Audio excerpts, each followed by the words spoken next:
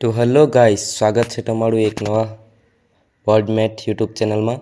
આજે આપણે જોઈશું ધોરણ 10ના ચેપ્ટર 8નું સ્વાધ્યાય નંબર 8.1નો 5 અને 6થો દાખલો. તો ચલો શરૂ કરીએ. સ્ટાન્ડર્ડ 10 ચેપ્ટર 8 ત્રિકોણમિતિના પરિચય અને સ્વાધ્યાય નંબર 8.1. ચાલો શરૂ કરીએ. પ્રશ્ન 5. જો sec theta is equal two 13/12 હોય તો બાકીના બધા જ ત્રિકોણમિતિય ગુણોત્તરોનું મૂલ્ય શોધો. એટલે કે ત્રિકોણમિતિય ગુણોત્તરો એટલે કે sine theta, cos theta, sec theta, cot theta, cosec theta અને ટેન થીટા સૌના મૂલ્ય શોધવાના કીધા છે. તો ચાલો આપણે સૌ પ્રથમ આકૃતિ દોરીને પ્રશ્નનો જવાબ શરૂ કરીએ. આકૃતિ.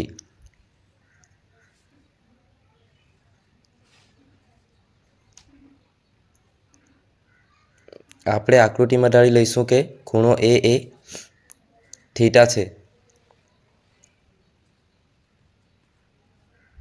એટલે કે sec theta is equal to ખૂણા એની એટલે સેક થીટા એટલે કે કર્ણના છેદમાં ખૂણા એની પાસેની બાજુ. કર્ણના છેદમાં ખૂણા એની પાસેની બાજુ ઇઝ ઇક્વલ ટુ 13/12 થશે. એટલે કે કર્ણ ઇઝ ઇક્વલ ટુ 13 થશે અને ખૂણા એની પાસેની બાજુ એટલે 12 બનશે.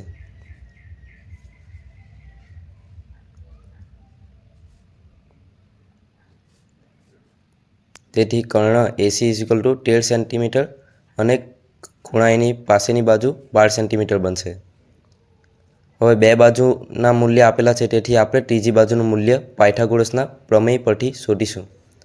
પાયથાગોરસના પ્રમેય મુજબ કર્ણનો વર્ગ ઇઝ ઇક્વલ ટુ બે બાજુના વર્ગોનો સરવાળો. કર્ણ 13 અને બાજુ એ બી 12 આપેલ છે, તેથી 13નો વર્ગ 169 અને 12નો વર્ગ 144 ઇઝ ઇક્વલ ટુ બીસીનો વર્ગ.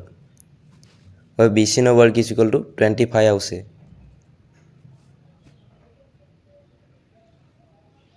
બીસીનો વર્ગ ઇઝ ઇક્વલ ટુ 25 સેન્ટીમીટરનો વર્ગ.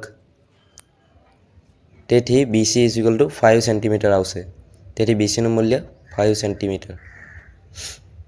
હવે આપણે બાકીના બધા ત્રિકોણમિતિય ગુણોત્તરોનું મૂલ્ય શોધીશું. સૌ પ્રથમ આપણે સાઇનને શોધીશું. Sine theta is equal to ખૂણા એની સામેની બાજુ છેદમાં કર્ણ.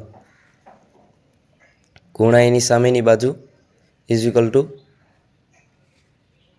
એ બીસી અને કર્ણ એ એસી છે. તેથી બીસીનું મૂલ્ય 13 સેન્ટીમીટર અને એસીનું મૂલ્ય બીસીનું મૂલ્ય 5 સેન્ટીમીટર અને એસીનું મૂલ્ય 13 સેન્ટીમીટર હોવાથી 5/13 ગુણોત્તર મળશે. હવે આપણે કોસ થીટા શોધીશું. કોસ થીટા એટલે કે 1/sec થીટા. એટલે 1/sec થીટાનું મૂલ્ય આપણને ખબર છે, એટલે કે 13/12. છેદનો છેદ અંશમાં જશે, એટલે કે 12/13 જવાબ આવશે. કોસ થીટા અને સેક થીટા એકબીજાના પરસ્પર વિરોધી ત્રિકોણમિતિય ગુણોત્તરો છે.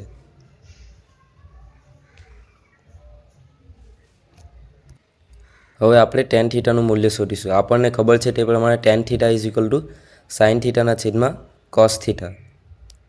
સાઇન થીટા અને કોસ થીટા બંનેના મૂલ્ય ખબર હોવાથી સાઇન થીટા એટલે કે 5/13 અને કોસ થીટા એટલે કે 12/13. છેદનો છેદ નીચે આવશે અને છેદનો છેદ ઉપર જશે અને અંશનો છેદ નીચે આવશે, એટલે કે 13 કેન્સલ થશે અને 5/12 જવાબ આવશે.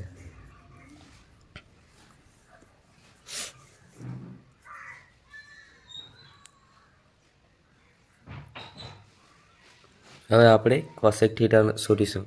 કોસેક થીટા એટલે કે 1/sin થીટા. સાઇન થીટાનું વ્યસ્ત એટલે કે કોસેક થીટા. સાઇન થીટાનું મૂલ્ય ખબર છે, તેથી છેદનો છેદ અંશમાં જશે અને 13/5 જવાબ આવશે. કોટ થીટા એટલે કે 1/tan થીટા. કોટ થીટા અને ટેન થીટા પરસ્પર વિરુદ્ધ ત્રિકોણમિતિય ગુણોત્તરો છે, tan થીટાનું મૂલ્ય ખબર છે 5/12 છેદનો છેદ અંશમાં જશે એટલે કે 12 ઉપર જશે અને 12/5 જવાબ આવશે. આમ આપણો દાખલો પ્રશ્ન નંબર 5 સમાપ્ત થાય છે અહીં. હવે આપણે પ્રશ્ન નંબર 6 જોઈશું. તો ચાલો શરૂ કરીએ. પ્રશ્ન નંબર 6. જો cot theta is equal two 7/8 હોય તો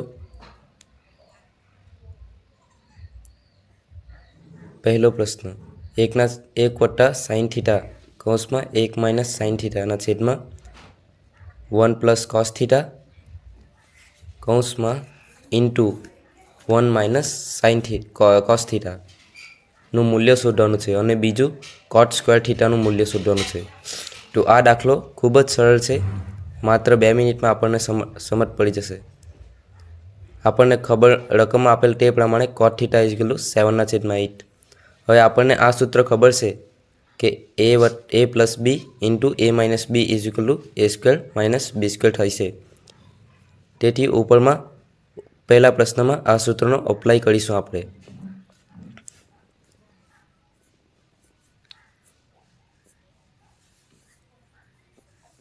one plus sine theta into 1 - cos theta is equal to 1 1 वर्ग माइनस साइन स्क्वेर थीटा वर्ग एटले के 1 वर्ग 1 અને માઇનસ સાइन स्क्वेर थीटा. તેવી જ રીતે નીચે 1 માઇનસ cos સ્ક્વેર થીટા થશે. હવે આપણને ખબર છે તે પ્રમાણે સાइन स्क्वेर थीटा વત્તા cos square theta is equal two 1. તેથી આપણે ઉપરના સમીકરણમાં 1 જગ્યા સાइन स्क्वेर थीटा વત્તા cos स्क्वेर थीटा લખી શકીએ છીએ. તેવી જ રીતે નીચે 1 જગ્યા સાइन स्क्वेर थीटा વત્તા cos स्क्वेर थीटा લખીશું. હવે અંશમાંથી સાइन स्क्वेर थीटा કેન્સલ થશે અને નીચે છેદમાં સરખી નિશાનીવાળા પણ મૂલ્ય અલગ એટલે કે cos स्क्वेर थीटा અને minus cos square theta cancel થઈ જશે. તેથી ઉપર cos स्क्वेर थीटा અને નીચે साइन स्क्वेर थीटा બચશે, જેનું મૂલ્ય cot સ્ક્વેર થીટા જેટલું થાય છે. હવે આપણને ખબર છે તે પ્રમાણે cot થીટાનું મૂલ્ય રકમમાં આપેલું છે. તેથી cot theta is equal two 7/8. હવે cot square theta is equal two cot theta into cot theta. cot theta એટલે કે 7/8 ઇન્ટુ 7/8. તેથી ઉપર 7 × 7 અને નીચે 8 × 8 એટલે કે 49/64 જવાબ મળે છે. આમ અહીં આપણો દાખલો પૂર્ણ થાય છે. જો વિડીયો ગમ્યો હોય તો લાઈક કરજો અને સબસ્ક્રાઈબ કરવાનું ના ભૂલતા. તમારો જોવાનો આભાર.